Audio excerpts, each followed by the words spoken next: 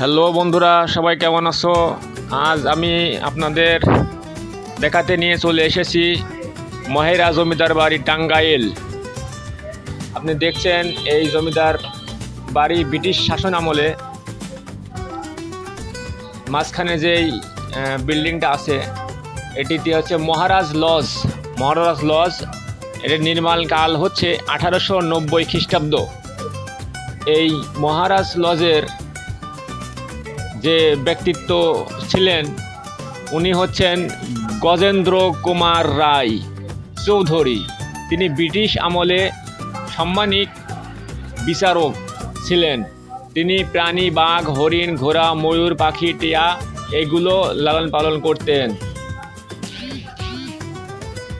এবং শাসন কার্য ওই সময় পরিচালনা করতেন।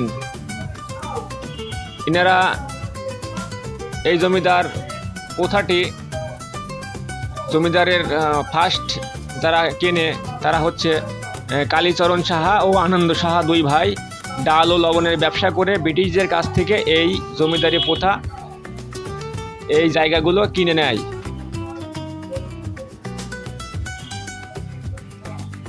পরবর্তীতে মহান মুক্তিযুদ্ধ চলাকালীন সময়ে 1971 সালের 14 মে পাক বাহিনীরা এই জমিদার বাড়িতে আক্রমণ চালায়। আক্রমণ চালিয়ে এই জমিদার বাড়ির পিছনের সাইড এটি মন্দির ছিল।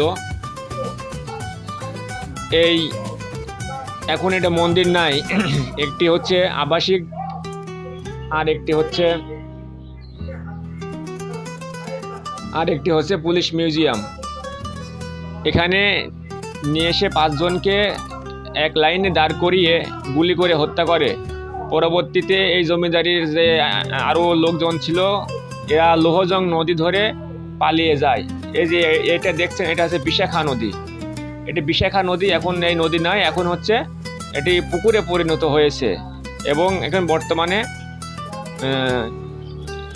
ওই সময় 1972 সালে তৎকালীন বাংলাদেশ সরকার এটিকে পুলিশ ট্রেনিং সেন্টার হিসাবে প্রতিষ্ঠা করেছিলেন। এখন পর্যন্ত এটি পুলিশ ট্রেনিং সেন্টার হিসাবে ব্যবহৃত হচ্ছে এবং দর্শনার্থীদের জন্য এটি উন্মুক্ত করা হয় সকাল 10টা থেকে সন্ধ্যা পর্যন্ত। এটার প্রবেশ মূল্য হচ্ছে 100 টাকা। 100 টাকার টিকিট করে আপনি এই জমিদারির গুলো দেখতে পারবেন। জমিদারির যে বিল্ডিংগুলো রয়েছে এগুলো আপনি দেখতে পারবেন। এখানে ছুটির দিনে প্রচুর পরিমাণে ভিড় হয়, ছুটি বাদেও ভিড় হয়।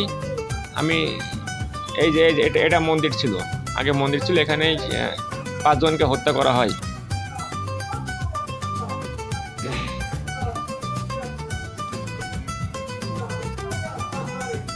সুন্দর একটি জায়গা, ছুটির দিনে প্রিয়জনকে সঙ্গে করে নিয়ে আসতে পারেন।